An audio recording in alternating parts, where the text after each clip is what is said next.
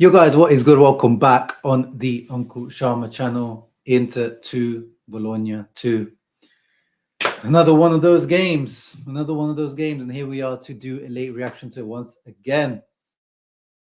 Apologizing to you guys that I'm not doing these live post-match streams recently. Again, I keep struggling to find the time in this busy period of my life. But hopefully, I keep saying this, but hopefully this weekend was the last one, and we can get back to, how the channel always was. But I do appreciate the support, even in this period where I'm not posting as regularly as I have been.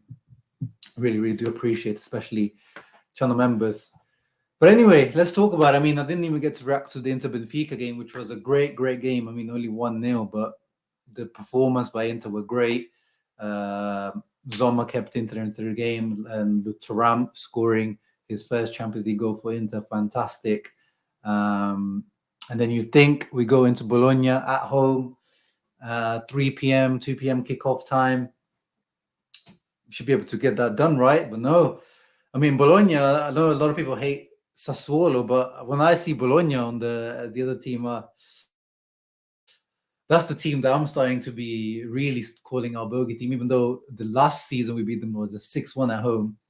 But obviously they're the team that, Radu Gay happened against, and, even last season they beat us when we went to their home.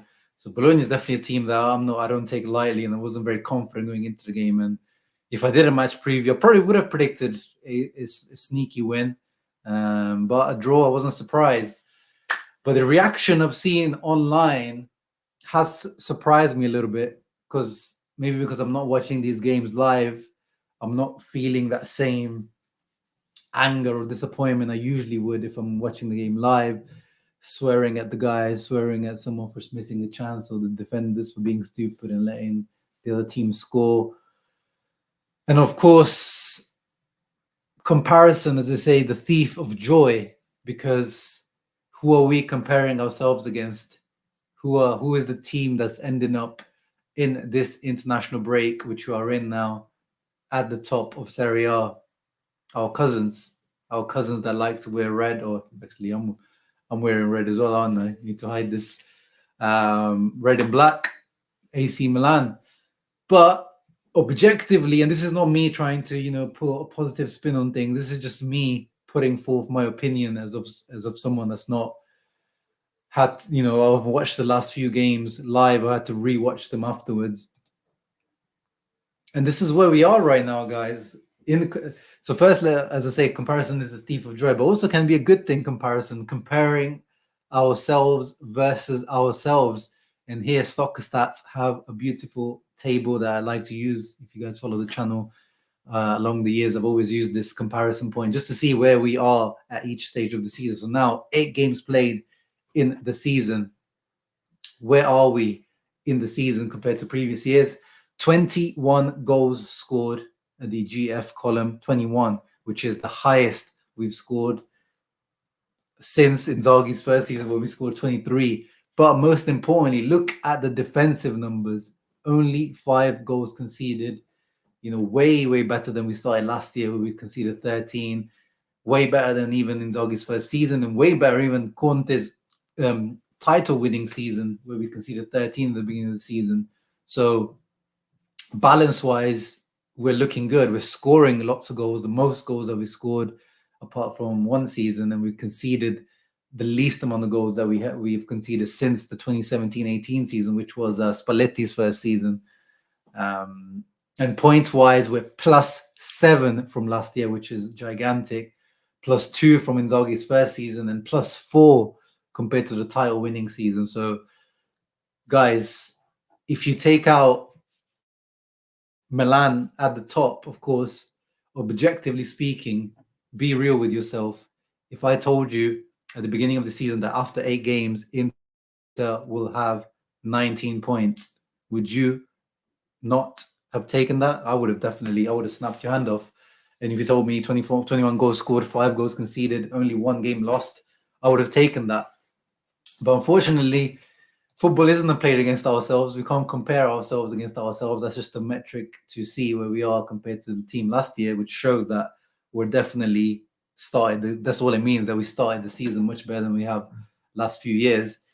But unfortunately, Milan are top of the table, which is what matters. But again, very, very early on in the season, 8 games gone, guys.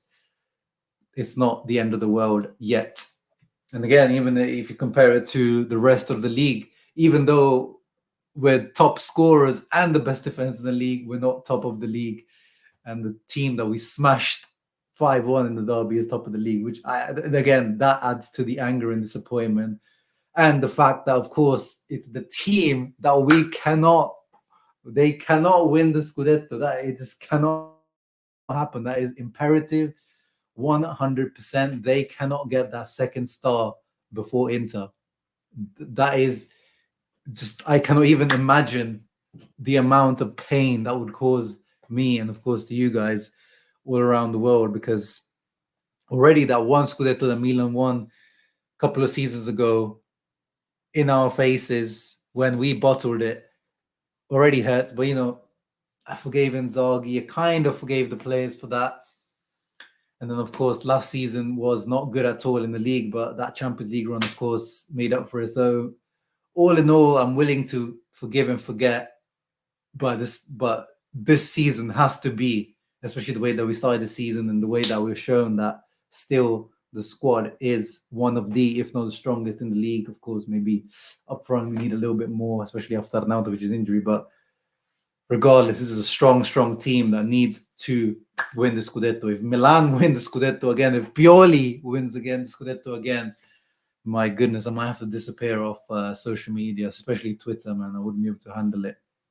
And Inzaghi, as much as I like him, as much as I supported him, it cannot be acceptable to lose the Scudetto to this Milan team. So I understand the disappointment and the anger for Inter letting this game slip and letting 2 home games in a row dropping points. Sassuolo, 0 points. Bologna, only 1 point. That's 5 points dropped against the so-called mid-table or minnows, you would say. And I mean, it started off amazingly. Acerbi scores a few minutes in off the corner from Hakan. And then what a goal by Lautaro, who's now on 10 goals in 8 games, which is unreal. He's breaking all types of records, his own records, and reaching records of Inter as a club, as an individual. Thuram with the layup, and Lautaro hits it. This is really surprising goal, because I didn't know Lautaro had this in his arsenal, to be honest. Because over the years, that's one criticism I have of Lautaro, is that his goal collection, if you look at the types of goals he scores, there's a certain type of goal that especially from outside the box. We remember that Liverpool one he scored. That was amazing, but it was like really just instinctive, just thunder crack out of, the half volley. Alisson didn't know what was happening. Van Dijk didn't know what was happening. There's a Salernitana thing against last season. But again, bit of a goalkeeping mistake by Sepe. There was one he scored against Napoli in Conte season. Again, Meret made a mistake on that one. He cut the ball, bounced in front of him. So Lautaro, apart from that Liverpool one, Lautaro's never really scored like a nice, clean goal from outside of the box. I never thought, I wasn't sure whether he had this in his locker, but this one, my goodness, amazing. If he also has, even I'm not saying like 5-6 goals, but that's like 2 or 3 goals a season like this, where he doesn't have to be in the box. It has to be like these high XG chances for him to score. Then he can really go to the next level. Have those curling goals. See the goals that Suarez, Lewandowski, Benzema score. He hasn't really scored these types of goals before. So if he's adding this to his game, my goodness. This guy is really reaching those elite levels that we always thought he eventually could. But at the same time, he also did this. The captain, I'm not going to blame. I mean, of course, blame him for this penalty specifically. But you see this type of stuff going on all the time in Serie A boxes. This time around, we got punished for it. It was very naive, stupid, whatever you want to say. Lautaro shouldn't have done it. What's Ferguson going to do from there? We got punished for it. It is what it is. I'm not going to really sit on and dwell on it and say, Lautaro, this is why he shouldn't be a captain. Happens. Things like this happen. This time we got punished for it. But we were still 2-1 up. That was the thing. We were still 2-1 up. And we still had plenty of time to put the accelerator on, but we didn't. We chose to sit back instead. We kept inviting on pressure here. Bologna almost scored again in the first half. They almost equalized already in the first half, which would have made things even more tricky.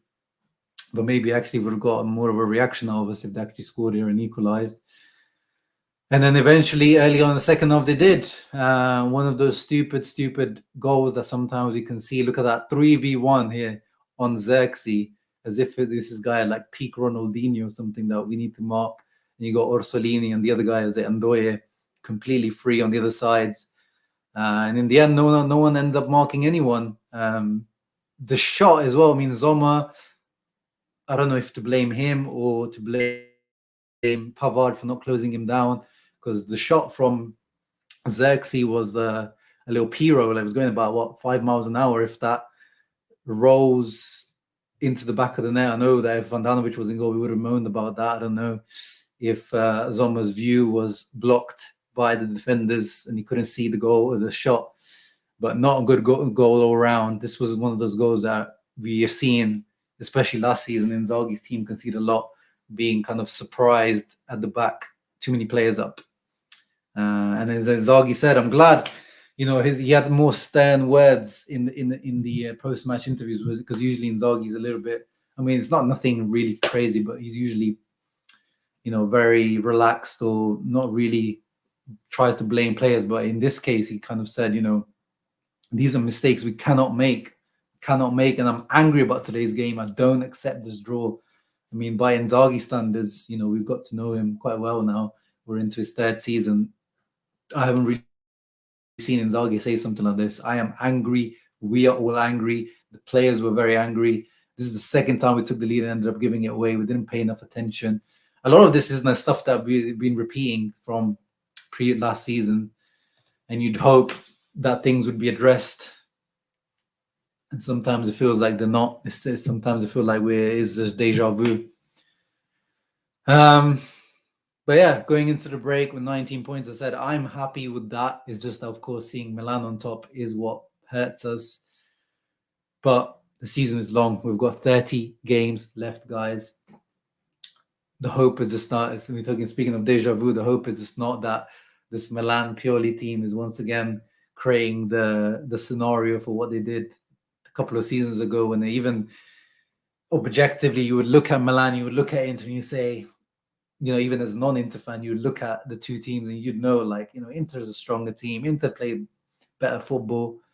They should be winning this. But in the end, Milan did the job, did the business, in whatever way you want to say, Leao and inshallah, refereeing help, which, I think in the end, I don't like to blame those types of things. They just did the job. They just got the job done, and we did in 7 games and 7 points. That was the real determining factor.